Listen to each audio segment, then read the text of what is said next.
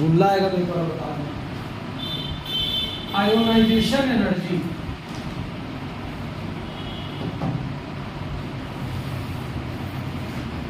भूलना थोड़ी है।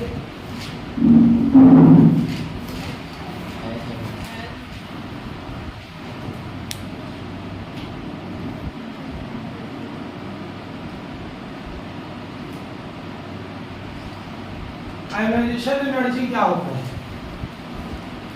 अगर किसी भी आइसोलेटेड गैसियस एटम के आउटर मोस्ट ऑर्बिट से, किसी भी आइसोलेटेड गैसियस एटम के आउटर मोस्ट ऑर्बिट से एक इलेक्ट्रॉन रिमूव करने के लिए जितनी एनर्जी चाहिए होती है वो एनर्जी क्या कहलाती है? आयोनाइजेशन एनर्जी कहलाती है। Means the energy required to remove an electron from outermost orbit of any isolated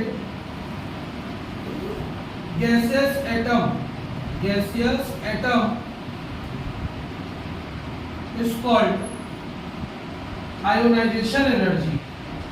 ionization energy मतलब अगर हम लोग कोई सा भी एक एटम ले लेते हैं, उस एटम में हमको पता है कि more than one sales possible है। क्या पॉसिबल है? More than one sales possible है। अब मोर देन वन सेल वाले में आखिरी सेल में जो इलेक्ट्रॉन होता है, उस इलेक्ट्रॉन को रिमूव करने के लिए जितनी एनर्जी चाहिए होती है वो एनर्जी क्या कहलाती है? Ionisation energy. क्लियर है यहाँ तक? अब अगर हम एक एटम ले रहे हैं जिसमें सिर्फ एक सेल प्रेजेंट है तो यह इलेक्ट्रॉन निकलेगा। अगर एक एटम ले रहे हैं जिसमें दो सेल प्रेजेंट है तो यह इलेक्ट्रॉन निकलेगा। अगर एक हम लोग एटम ले रहे हैं जिसमें कितना सेल प्रेजेंट है? 3 सेल प्रेजेंट है, तो फिर कैसे निकलेगा? ये वाला इलेक्ट्रॉन निकलेगा। क्लियर है? तो किसी भी एटम के आउटर मोस्ट सेल से एक इलेक्ट्रॉन निकालने के लिए जितनी एनर्जी चाहिए होती है वो एनर्जी क्या कहलाती है? आयोनाइजेशन एनर्जी कहलाती है। अब जैसे ही एक इलेक्ट्रॉन निकल गया तो ये सेल गायब हो जाएगा।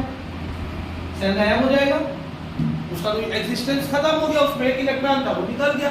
तो अब हमको इलेक्ट्रॉन निकालना है तो हमको किस सेल से निकालना पड़ेगा? सेकंड सेल से। सेकंड सेल से निकालेंगे तो इसको निकालेंगे, इसको भी निकाल सकते हैं, किसी भी पहले एक इलेक्ट्रॉन को निकालेंगे। एक को निकालेंगे तो कितना इलेक्ट्रॉन बच जाएगा? 7। 7 में फिर एक निकालेंगे तो कितना बच जाएगा? 6, 5, 4, 3, 2, 1। ये भी पूरा निकल जाएगा। तो इसको भी निकालने के लिए जो एनर्जी चाहिए होगी वो क्या कहलाएगी? Ionisation energy. अब बच गया कितना इलेक्ट्रॉन? 2। तो इसको और इसको निकालने के लिए भी आपको एनर्जी चाहिए होगी।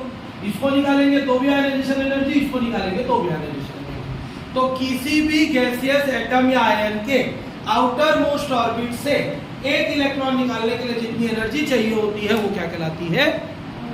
आयोनाइजेशन एनर्जी कहलाती है। क्लियर है यहाँ पर? अब आयोनाइजेशन एनर्जी कितने फैक्टर पर डिपेंड करती है? Factors affecting ionization. ये 11th में नहीं पढ़ाया जाता है कि किस किस फैक्टर पर डिपेंड करेगा आयोनाइजेशन एनर्जी। ठीक है? तो कितने फैक्टर्स पे डिपेंड करता है आयोनाइजेशन एनर्जी? 2 फैक्टर्स पे डिपेंड करता है।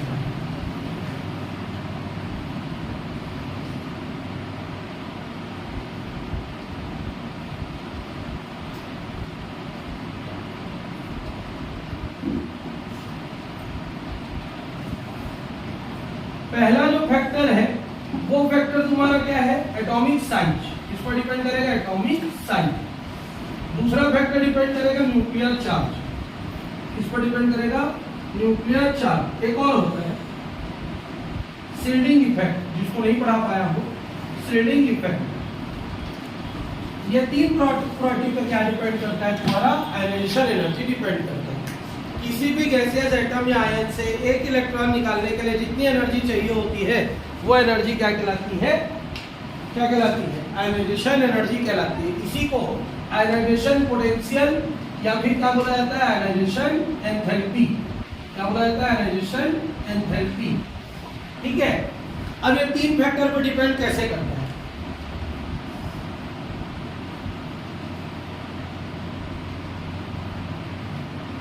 अगर इन तीनों ड्राइंग को देखें तो इसका एटॉमिक साइज छोटा है, इसका एटॉमिक साइज बड़ा है, इसका एटॉमिक साइज और बड़ा है। जैसे जैसे साइज बढ़ता जाएगा वैसे वैसे न्यूक्लियस से डिस्टेंस क्या होता जाएगा? बढ़ता जाएगा। न्यूक्लियस से डिस्टेंस बढ़ता जाएगा तो अट्रैक्शन पावर क्या हो जाएगा? कम हो जाएगा। अट्रैक्शन पावर कम होएगा तो आसानी से इलेक्ट्रॉन क्या हो जाएगा? बाहर निकल जाएगा। तो किस पर डिपेंड करता है? एटॉमिक साइज पर। न्यूक्लियर चार्ज भी इसी ड्राइंग से समझ सकते हैं, जितना ज्यादा पास रहेगा उतना ज्यादा अट्रैक्शन पावर ज्यादा रहेगा। तो अट्रैक्शन पावर मतलब न्यूक्लियर चार्ज ज्यादा रहेगा तो इलेक्ट्रॉन निकालने में हमको कठिनाई होगी। लेकिन जैसे जैसे दूर जाते जाएंगे न्यूक्लियर चार्ज क्या होता जाएगा? कम होता जाएगा। और न्यूक्लियर चार्ज अगर कम हो जाएगा तो इलेक्ट्रॉन हम आसानी से क्या कर सकते हैं?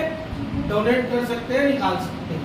अब आ जाता है इंपॉर्टेंट टॉपिक, शील्डिंग इफेक्ट। इसको नहीं पढ़ा पाया था। शील्डिंग इफेक्ट क्या होता है कि अगर हम लोग एक ऐसा एटम ले जिसमें दो सेल प्रेजेंट है तो अंदर वाले सेल में जो इलेक्ट्रॉन रहते हैं वो कंटिन्यूअसली क्या करते रहते हैं? रिवॉल्व करते रहते हैं। और जब न्यूक्लियर चार्ज बाहर वाले इलेक्ट्रॉन को अपनी तरफ अट्रैक्ट करने के लिए फोर्स लगाता है तो अंदर वाला इलेक्ट्रॉन उसके लिए किसकी तरह वर्क कर देता है? शील्ड की तरह। उसके फोर्स को लगने से वो क्या करने की कोशिश करता है? रोकने की कोशिश करता है। अब वो लगातार घूम रहा है तो कभी पुलक जाएगा उसमें से, मतलब बीच से पार हो जाएगा, पेनिट्रेट कर देगा, और कभी पेनिट्रेट नहीं करेगा। वो इलेक्ट्रॉन उसके सामने आ जाएगा, सारा फोर्स को खुद खींच लेगा, पार वाले में जाने नहीं देगा। तो ये किसकी तरह वर्क करेगा? ये जो सेल है वो शील्ड की तरह। तो इस इफेक्ट को क्या बोलते हैं? Shielding effect. तो जब ये अंदर वाला शील्ड की तरह वर्क करेगा तो इसका अट्रैक्शन क्या हो जाएगा? कम। डायरेक्ट जाता है तो क्या रहता? ज्यादा। लेकिन रोक दे रहा है तो क्या हो जाएगा? वो शील्ड हो गया, तो अट्रैक्शन पावर क्या हो जाएगा? कम। तो शील्डिंग इफेक्ट के कारण क्या होता है? आयोनाइजेशन एनर्जी डिक्रीज हो जाती है। क्या हो जाती है? डिक्रीज। क्लियर है कि नहीं? क्लियर। तीनों फैक्टर क्लियर है। साइज बढ़ेगा, अट्रैक्शन कम होगा, आसानी से आयोनाइजेशन एनर्जी कम लगेगी, बाहर हो जाएगा। न्यूक्लियर चार्ज बढ़ता है तो न्यूक्लियर चार्ज बढ़ने पर क्या होगा? अट्रैक्शन बढ़ जाएगा, इलेक्ट्रॉन निकालने में कठिनाई होगी। शील्डिंग इफेक्ट क्या होता है? इसमें दो सेल होना कंपल्सरी है। इसके लिए शील्डिंग इफेक्ट लागू नहीं होगा। किसके लिए लागू होगा? इसके लिए बहुत ज्यादा होगा, क्योंकि दो सेल होंगे अंदर में, और तीसरा वाला आ जाएगा तो तीन सेल हो जाएगा, तो बहुत ज्यादा शील्डिंग इफेक्ट शो करेगा। जितना सेल बढ़ाते जाएंगे उतना ज्यादा शील्डिंग इफेक्ट बढ़ता जाएगा। ठीक है, तो शील्डिंग इफेक्ट क्या होता है समझ में आया? उसका डेफिनेशन को लिख देते हैं। आयोनाइजेशन एनर्जी हेडिंग दिया होगा, सवा पेज छोड़ दो, एक पेज से ज्यादा लिख रहा है इसमें, सवा पेज छोड़ के शील्डिंग इफेक्ट का डेफिनेशन लिखो। When inner cell of any atom or innermost electron of any atom act as shield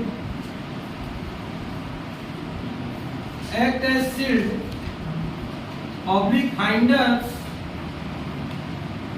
the nuclear charge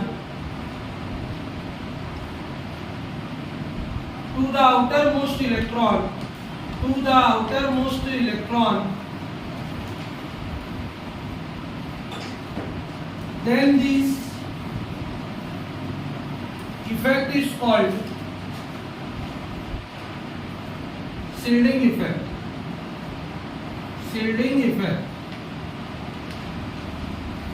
जब किसी एटम का अंदरूनी सेल या उस सेल के इलेक्ट्रॉन शील्ड की तरह वर्क करते हैं, हाइंडर कर देते हैं, रोक देते हैं। किसको रोक देते हैं? न्यूक्लियर चार्ज को रोक देते हैं। किससे के पास जाने के लिए? आउटर मोस्ट इलेक्ट्रॉन के पास जाने के लिए। तो इफेक्ट क्या कहलाता है? Shielding effect. और जब शील्डिंग इफेक्ट लागू होगा, when it is applicable,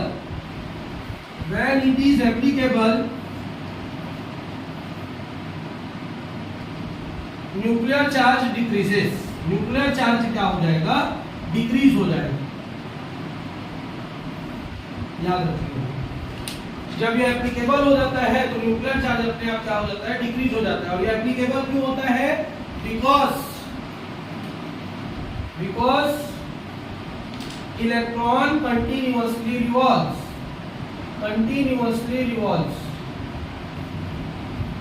electron लगातार क्या करता रहता है, घूमता रहता है, जिसकी वजह से ये क्या हो जाता है, एक्टिव हो जाता है शेडिंग इफेक्ट। शेडिंग इफेक्ट थोड़ा सा पहले पढ़ाना था, डेफिनेशन लिखो जल्दी से शेडिंग इफेक्ट का।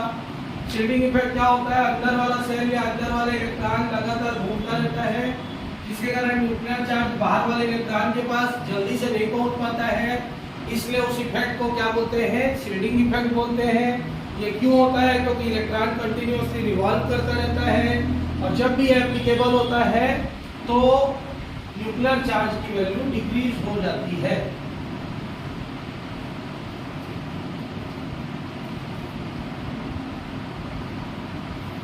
क्लियर है यहां तक?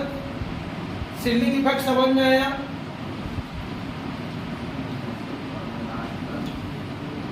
लेट आएंगे आप 15 मिनट तो कैसे करेंगे?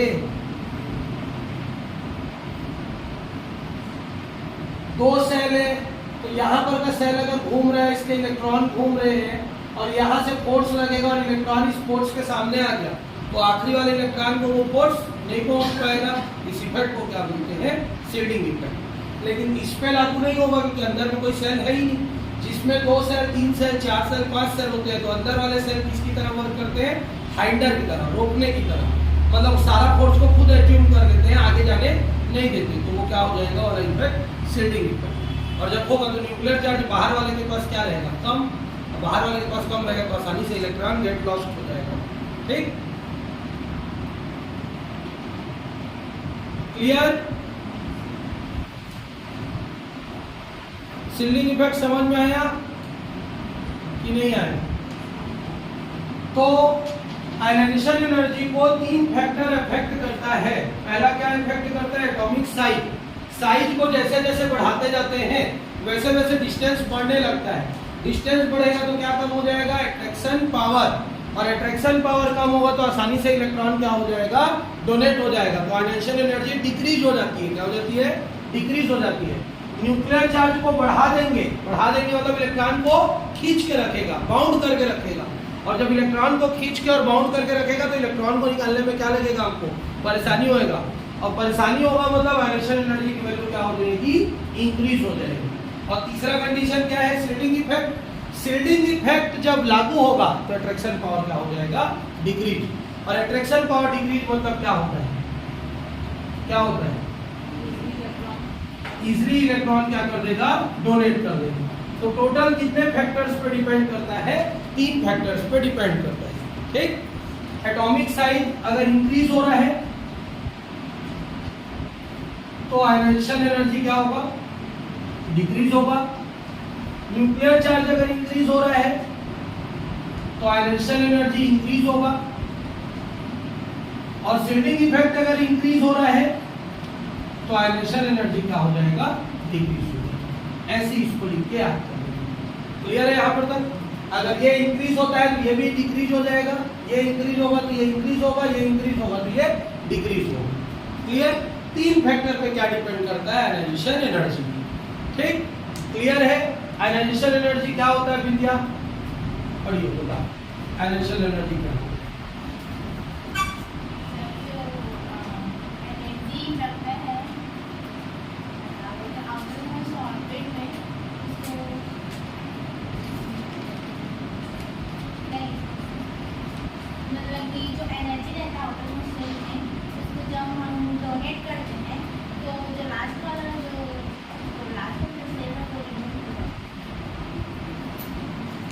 एनर्जी को तो डोनेट नहीं करते हैं। नहीं, एनर्जी डोनेट नहीं, इलेक्ट्रॉन डोनेट। हाँ, उससे रिमूव हो जाता है। नहीं, तो मैं डेमो में बता दिया था करके मिटा के, तो ऐसे नहीं बोल देना है। बैठ जा, मंजरी को चाहिए बता।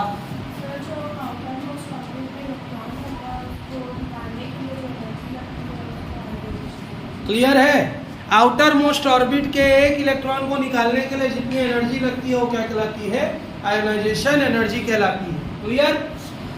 आयनाइजेशन एनर्जी 3 फैक्टर पे डिपेंड करता है, ये भी क्लियर। अब थोड़ा वास्ट जाएंगे, थोड़ा समझेंगे। ये हमारा न्यूक्लियस है। न्यूक्लियस का ये पहला सेल हो गया। कितने इलेक्ट्रॉन होते हैं? 2 इलेक्ट्रॉन। ठीक है, अब 2 इलेक्ट्रॉन है तो दोनों इलेक्ट्रॉन अपना ऑक्टेट को कंप्लीट कर लिया। पहला सेल का ऑक्टेट कितना में होता है? 2 इलेक्ट्रॉन में होता है। दोनों इलेक्ट्रॉन का ऑक्टेट कंप्लीट हो गया, मतलब वो स्टेबल है। क्या है वो? स्टेबल है। आसानी से इलेक्ट्रॉन को डोनेट नहीं करेगा, आसानी से इलेक्ट्रॉन को डोनेट नहीं करेगा। अब अगर इस इलेक्ट्रॉन को मेरे को रिमूव करना है तो आयनाइजेशन एनर्जी लगाना पड़ेगा। ठीक, तो आयनाइजेशन एनर्जी लगाया और मैंने इलेक्ट्रॉन को इजेक्ट कर दिया। इजेक्ट कर दिया मतलब पहला इलेक्ट्रॉन बाहर हो गया। अब मेरे पास एक ही इलेक्ट्रॉन बचा। अब इस इलेक्ट्रॉन को भी एटम से निकालना है, इसको भी इजेक्ट करना है। तो इजेक्ट कर दिए तो इसका आयनाइजेशन एनर्जी लगा, ये कितने इलेक्ट्रॉन का है? दूसरे इलेक्ट्रॉन का है। ठीक, किस इलेक्ट्रॉन को निकालने में ज्यादा एनर्जी लगी? पहले वाले को कि दूसरे वाले को? पहले वाले को। क्यों?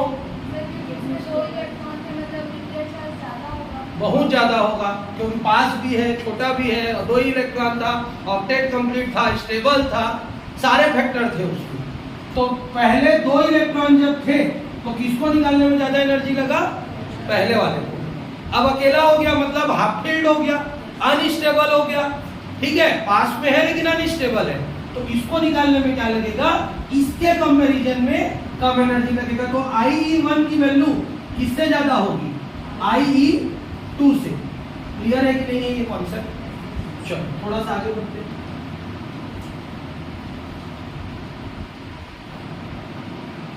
इसको निकालने में IE1 लगा, इसको निकालने में IE2 लगा, इसको निकालने में IE3 लगा।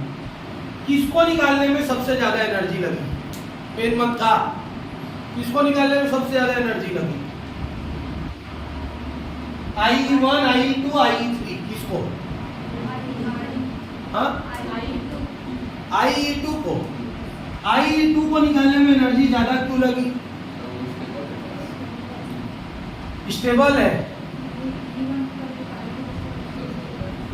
इसको निकालेंगे उसके बाद ये स्टेबल हो जाएगा, फिर ये पास में भी है, तो पास में मतलब इन दोनों में एनर्जी क्या लगेगी? इसके कंपैरिजन में ज्यादा लगेगी। डिस्टेंस भी मैटर कर रहे हैं ना, ये और ये। ठीक, तो सबसे ज्यादा एनर्जी किसको निकालने में लगेगी? IE2, फिर IE3, फिर IE1। क्लियर है कि नहीं है? समझ में आया कि नहीं आया? आ गया। इसको निकालने में सबसे एनर्जी कम क्यों लग रही है? क्योंकि एसिड की तरह भी वर्क करेगा, डिस्टेंस भी है और न्यूक्लियर चार्ज भी कम लगेगा, इसलिए सबसे एनर्जी इसमें कम लगेगी। थोड़ा सा आगे आओ।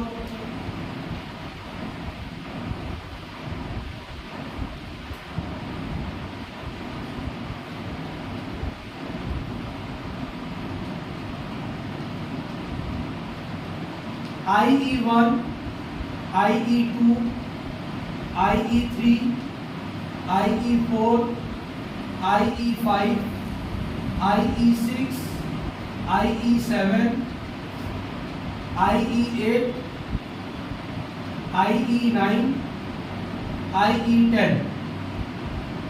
धरती बताएगी किसको निकालने में सबसे ज्यादा एनर्जी लगेगी। कौन सा एनर्जी सबसे ज्यादा होगा 1 से 10 में?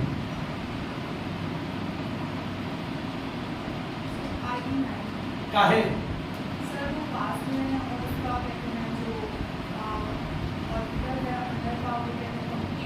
इसका भी तो कंप्लीट है, ये भी तो 8 इलेक्ट्रॉन है।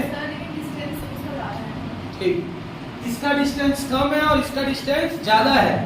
यहाँ पे कौन सा वाला शेडिंग इफेक्ट वाला भी लागू नहीं हो रहा है, क्योंकि दोनों का ऑक्टेट कंप्लीट हो गया है। ऑक्टेट इनकम्प्लीट रहता है तो अब इसको लगाते हैं और इसको लगाते हैं, लेकिन यहाँ पर क्या हो गया? दोनों का ऑक्टेट कंप्लीट हो गया, इसलिए दोनों इफेक्ट गायब हो जाएगा। तो सिर्फ बचा क्या? Atomic size. एटॉमिक साइज के बेसिस पे ये पास में है और ये दूर में है, तो सबसे ज्यादा एनर्जी किसको निकालने के लिए लगेगी? IE9 को। IE9 के बाद कौन सा लगेगा ये बताएगा समीर। IE9 के बाद किसकी एनर्जी ज्यादा रहेगी?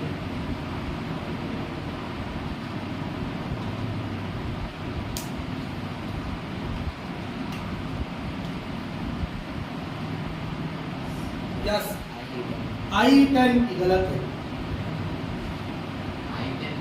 I10 गलत है, गलत है। अब ये कैसे मत बोलना, लेकिन गलत है। वही तो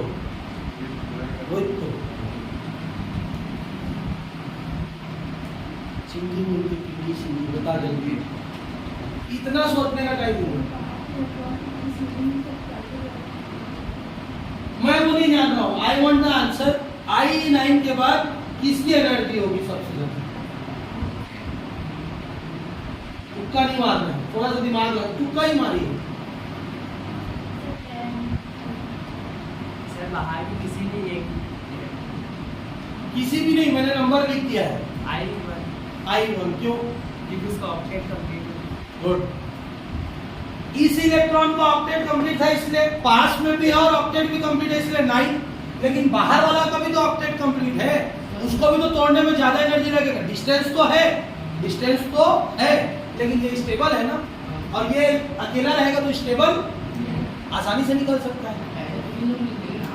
ठीक है, अब तू एक है तेरे पास न्यूक्लियस, उसके पास 2 इलेक्ट्रॉन, फिर 10 इलेक्ट्रॉन, 8 इलेक्ट्रॉन। 8 इलेक्ट्रॉन वाला सेल स्टेबल है। स्टेबल है मतलब वो आसानी से इलेक्ट्रॉन को डोनेट, उसको बहुत पंचायती करना पड़ेगा तब वो इलेक्ट्रॉन को डोनेट करेगा। भले ही दूर है लेकिन स्टेबल है ना। अब पंचायती करके एक तो सबको निकाल दिए, लेकिन पहले वाले को तो मेहनत करना पड़ा ना। अब आ गए अंदर वाले में। अंदर वाले में ये तो मेहनत से निकला, लेकिन ये क्या हो गया है? अनस्टेबल हो गया। तो ये तो आसानी से निकल जाएगा, भले ही पास में है, अट्रैक्शन पावर ज्यादा भी है, लेकिन अनस्टेबल है। लेकिन ये जब देख रहे थे तो ये पहला वाला क्या है? स्टेबल में। तो सेकंड नंबर पे जो एनर्जी आएगी वो किसकी आएगी? IE1। फिर किसको लिखेंगे? IE2, sorry IE10। सीधा आ जाएगा अनस्टेबल में कौन सा? IE10। अब इसके बाद नीचे भागते जाएंगे, जितना भी भाग रहा है, कहां तक का? IE8। क्लियर है यहाँ पर तक? दोनों में डिफरेंस समझ में आया ना? ये वाला क्यों आया, क्लियर है कि नहीं है?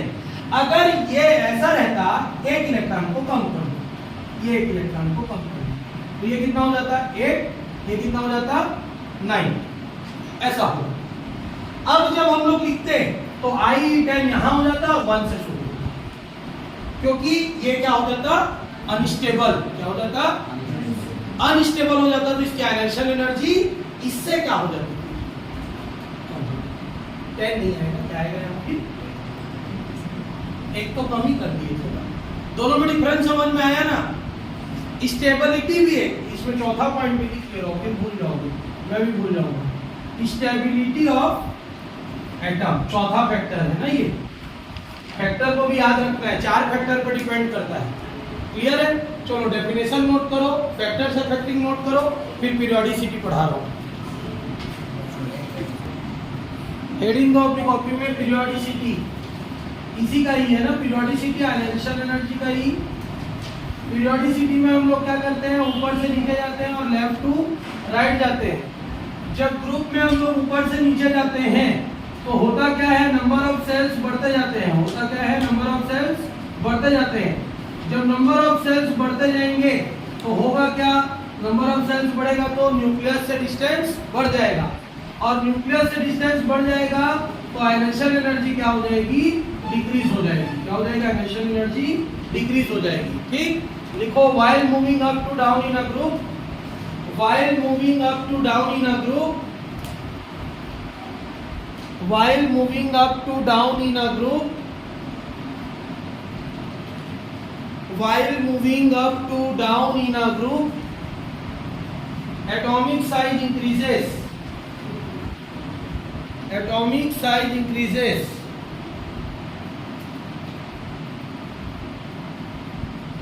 Comma. So the attraction power decreases. So the attraction power decreases.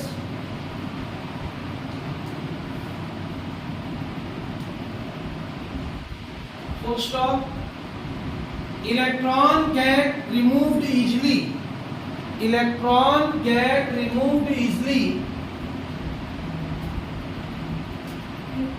Get removed easily.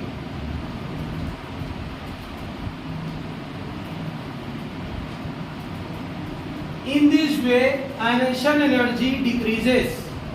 In this way, ionization energy decreases. समझ में आया कि नहीं आया? In this way, ionization energy decreases. ठीक? Paragraph change.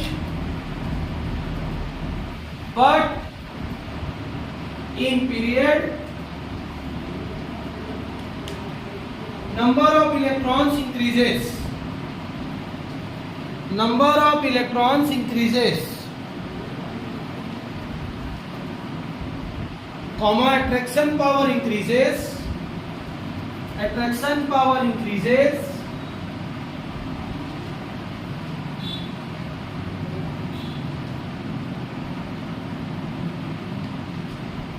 Attraction power increases, so the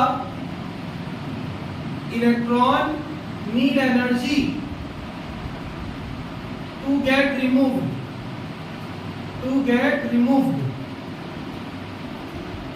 Electron need energy to get removed.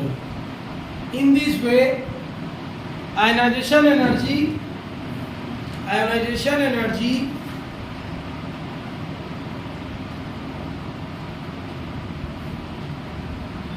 increases.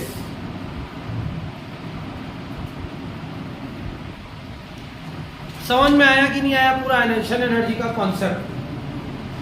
एक बार read कर लो, फिर नेक्स्ट टॉपिक देखते हैं। जगह बच गया क्या? ये हो गया? कैसे लिख लिए भाई तुम लोग? जगह बच गया तो कोई प्रॉब्लम नहीं है, नेक्स्ट हेडिंग दे देंगे, melting point and boiling point. Melting point and boiling point, next heading दो अपनी कॉपी में, melting point and boiling point.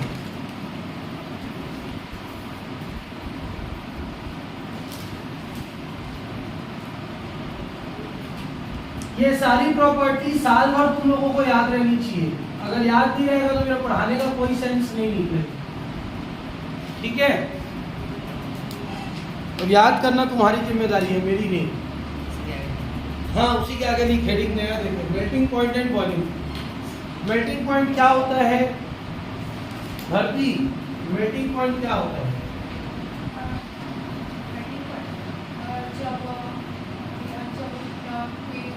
Liquid form से गैसिक फॉर्म में कन्वर्ट होता है।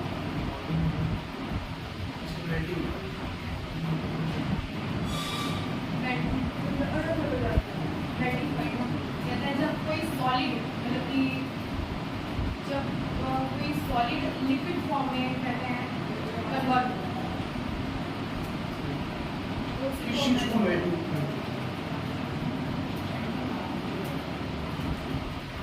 जब कोई जैसे कि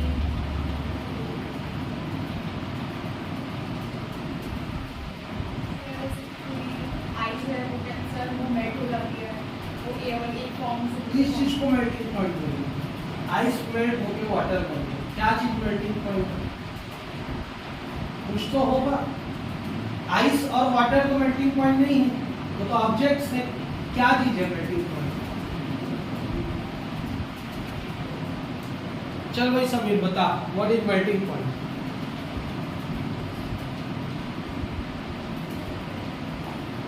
पास होना है 12th। इस साल का केमिस्ट्री का रिजल्ट देखा है? 22, 23, 24, 22, 23, 24, 22, 23, 24 आया है ना? हाँ बता। 49% क्या नहीं सर 12th का रिजल्ट? 100 बच्चों में मात्र 49 बच्चे पास है, 51 फेल है ना। छत्तीसगढ़ का रिजल्ट बहुत खराब गया है 12th का, केमिस्ट्री का नहीं, ओवरऑल। कल रिजल्ट आया 49% मात्र। हाईएस्ट नहीं, अगर 1 लाख बच्चे पेपर दिए हैं तो 51,000 फेल हैं, 49,000 पास है, ये बोल रहा हूं मैं। 3.5 लाख बच्चे पेपर दिए थे, बहुत गंदा रिजल्ट गया है ना इस साल का। तो माध्यमिक शिक्षा मंडल से शिक्षा सचिव जो हैं वो सो कॉज नोटिस जारी किया है उनको। चलो बताओ, ऐसा पढ़ोगे तो नहीं हो पाओगे। मैं चैप्टर 3 में पढ़ाया हुआ हूँ इसको। Melting point. तुम लोगों को फिजिक्स में भी पढ़ाया वो 11th में स्कूल में, बता खा ले पेट को, घर वालों को बोल दूंगा 2 चार्ट और दे देंगे। श्रद्धा बताएगी, बता मेल्टिंग पॉइंट क्या है। सर एक कोई भी सब्सटेंस है सॉलिड का, वो मेल्ट होता है किसी भी टेम्परेचर, तो वो मेल्टिंग पॉइंट कौन मेल्टिंग पॉइंट कहलाता है? हो सकता है। वो सब्सटेंस। अगर नहीं चल पिंकी बता। हाँ, एक ऐसा टेम्परेचर जिसमें कोई सा भी सॉलिड सब्सटेंस किसमें कन्वर्ट हो जाता है, लिक्विड सब्सटेंस में कन्वर्ट हो जाता है, तो वो टेम्परेचर को क्या बोलते हैं, मेल्टिंग पॉइंट। ठीक है, द टेम्परेचर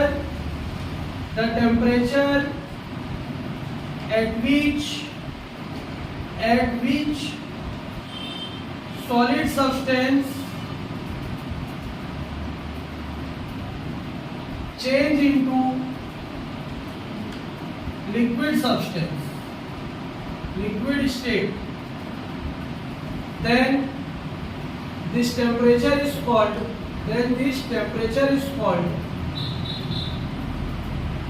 melting point। इसी में कंफ्यूज होते हैं कई बार। अगर ये टेम्परेचर की जगह हम कौन सा वर्ड यूज करते हैं, हीट, कौन सा वर्ड यूज करते हैं, हीट, तो हीट में हम लोग फिर इसको क्या बोलेंगे, हीट में क्या बोलेंगे, then the heat is called latent heat. क्या कहलाता है, लेटेंट हीट ऑफ फ्यूजन। क्या कहलाएगा, लेटेंट हीट ऑफ फ्यूजन। रट के रहना इस चीज को। टेम्परेचर वर्ड यूज करेंगे तो वो क्या है, मेल्टिंग पॉइंट है, लेकिन अगर हीट वर्ड यूज करेंगे तो वो क्या हो जाएगा, latent heat of fusion.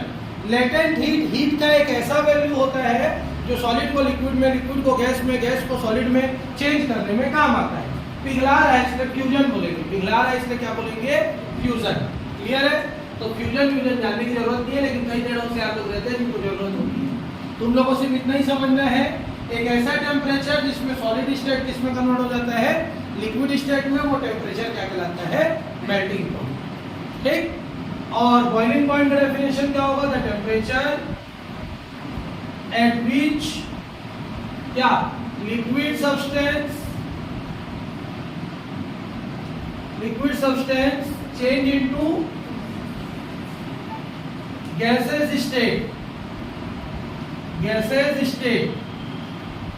then this temperature is called क्या, बॉइलिंग पॉइंट। क्लियर है कि नहीं है, यहाँ समझ में आया? मतलब एक ऐसा टेम्परेचर जिसमें कोई सा भी लिक्विड सब्सटेंस किसमें कन्वर्ट हो जाता है, गैसेस स्टेट में, वो क्या कहलाता है तुम्हारा, बॉइलिंग पॉइंट। कौन बॉइलिंग पॉइंट कहलाता है, टेम्परेचर, जिस टेम्परेचर में कन्वर्ट हुआ। जैसे वाटर का मेल्टिंग पॉइंट देखेंगे तो क्या आएगा, 0 डिग्री सेल्सियस, और वाटर का बॉइलिंग पॉइंट देखेंगे तो कितना डिग्री आएगा, 100 डिग्री सेल्सियस। एक क्वेश्चन, चाय बनाने के लिए कितना टेम्परेचर की जरूरत पड़ता है, कितना टेम्परेचर पे चाय उबलना शुरू हो जाता है, हाँ? कितना, बोल बोल बोल बोलो। सब तो चाय बनाया होगा, नहीं बनाया तो आज जाके बनाना। कितने में बन जाता है चाय, हम लोग तो 1000 और 1200 में बनाते थे सर, बोलते 800 में। हम लोग इंडक्शन में बनाते थे, 800 में 2 मिनट में बन जाता था हमारा चाय। 900 तो होता ही नहीं था मेरे, 200 400 600 800 900 कैसे होगा, पेन मत था। बताओ, जान ये ना बहुत ज्यादा आश्चर्यचकित होंगे, लेकिन वो ट्रू है। बताओ, टेम्परेचर जिसपे हम चाय बना सकते हैं 100, बहुत ज्यादा होता है। 100 डिग्री सेल्सियस में पानी उबल जाता है, और उसके ऊपर अगर हाथ को रख दोगे उबलते हुए पानी के ऊपर, तो उसका जो गरम गरम भाप भी है वो भी जला देता है ना हाथ को, उसमें भी फोला हो जाता है। फोला समझते हो ना, जलने के बाद जो होता है, अगर रख दोगे तो खाली उसका उसी गैस से ही फोला हो जाएगा। तो सोचो कितना, 100 डिग्री मतलब कितना होता है। 40 डिग्री सेल्सियस पे हम चाय बना सकते हैं। कितने डिग्री सेल्सियस पे, इट मींस अभी जो धूप चल रहा है 45 डिग्री चल रहा है ना, चाय पत्ती, शक्कर और पानी और दूध को डाल के धूप में रख दो, 1 घंटे बाद जाकर देखना चाय खोलने लगेगा। ट्रू है, ट्राई कर सकते हो आप। लेकिन ये नहीं कि 2 मिनट बाद सर नहीं हो रहा है सर, 2 मिनट में नहीं होएगा ना भाई। 100 डिग्री टेम्परेचर ज्यादा है, रिएक्शन जल्दी होगा, रिएक्शन जल्दी होगा तो चाय जल्दी बनता है। जब उसको 40 डिग्री टेम्परेचर देंगे तो वो धीरे धीरे करके उबलेगा, लेकिन उबलेगा ना। पहले के लोग भी खाना बनाते थे, किसमें बनाते थे? चूल्हे में बनाते थे, सिगड़ी बिगड़ी समथिंग जो भी रहता था, तो उनको खाना बनाने में लंबा समय लगता था।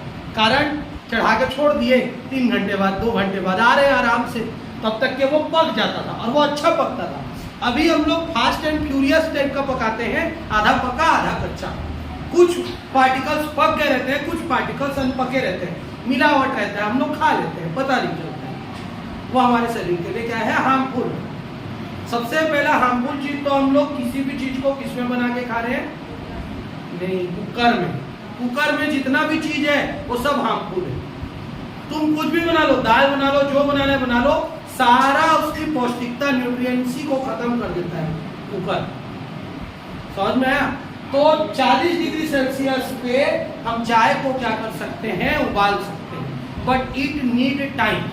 इसके लिए समय की आवश्यकता होगी। ठीक है, हर 2 मिनट 3 मिनट में अगर देखने में लोग नहीं उबल रहा है तो नहीं उबलेगा। जैसे सब्जी भी पकाते रहते हैं ना, कई लोग क्या करते हैं, सब्जी पकाते हैं तो हर 2 मिनट में चला देते हैं, कहाँ से पकेगा वो? तो तुम पलट दिए उसको, एक तरफ पकने नहीं दिए तुम उसको। तो उसके लिए थोड़ा सा धैर्यता चाहिए, पेशेंस। वैसे इस चाय को भी पीने के लिए धैर्यता चाहिए। ठीक, इसको कहाँ पे यूज किया जाता है? इसका प्रैक्टिकल यूज है ठंडे जगहों पे, क्योंकि ठंडी जगहों पे हीट जल्दी जनरेट नहीं होता और ज्यादा तो जनरेट ही नहीं होता, एक लिमिटेशंस पे होगा। तो वो लोग धीरे धीरे चाय बनाने के लिए इसी टेम्परेचर का यूज करते हैं। ठीक, melting point, boiling point clear है। एक ऐसा टेम्परेचर जिसमें सॉलिड लिक्विड में कन्वर्ट होगा वो टेम्परेचर मेल्टिंग, एक ऐसा टेम्परेचर जिसमें लिक्विड गैस में कन्वर्ट होगा बॉइलिंग। ऊपर से नीचे जाएंगे तो क्या होता है? पीरियोडिसिटी देख लेते हैं। इसकी पीरियोडिसिटी क्या होगी? अगर ऊपर से नीचे जाएंगे, अप टू डाउन जाएंगे तो होगा क्या? एटॉमिक साइज बढ़ जाता है। क्या होता है? एटॉमिक साइज बढ़ जाता है। एटॉमिक साइज अगर बढ़ता है तो क्या बढ़ जाएगा? उसका साइज बढ़ रहा है, साइज बढ़ रहा है तो क्या होगा? MP and BT increases. ये इंक्रीज हो जाएगा कि नहीं होगा? ऊपर से नीचे जाएंगे, 1 गुना, 2 गुने, 3 गुना। इतने बड़े को हमको उबालने और खौलाने में कम समय लगेगा। इसको उबालने खौलाने में इसकी तुलना में ज्यादा समय लगेगा। इसको उबालने खौलाने में इसकी तुलना में और ज्यादा समय लगेगा। तो ऊपर से नीचे जाता है तो मेल्टिंग और बॉइलिंग पॉइंट दोनों क्या हो जाता है? इंक्रीज हो जाता है। लेकिन लेफ्ट टू राइट जाते हैं, क्या जाते हैं? लेफ्ट टू राइट जाते हैं तो क्या होता है? नंबर ऑफ इलेक्ट्रॉन्स इंक्रीज होते हैं। नंबर ऑफ इलेक्ट्रॉन्स इंक्रीज होना मतलब क्या होगा? स्टेबिलिटी आएगी। क्या आएगी? स्टेबिलिटी आती जाएगी। स्टेबिलिटी आती जाएगी तो होगा क्या? Melting and boiling point increases. ये दोनों तरफ इंक्रीज होगा। ठीक, क्लियर है कि नहीं है? स्टेबल जितना ज्यादा रहेगा उसको पिघालने में और उबालने में ज्यादा समय लगेगा। तो मेल्टिंग और बॉइलिंग पॉइंट एक ऐसी प्रॉपर्टी है जो दोनों तरफ बढ़ती है। ऊपर से नीचे जाने पर साइज के कारण बढ़ती है, लेफ्ट टू राइट जाने पर स्टेबिलिटी के कारण बढ़ती है। ठीक, नोट करो। आज का क्लास कंप्लीट।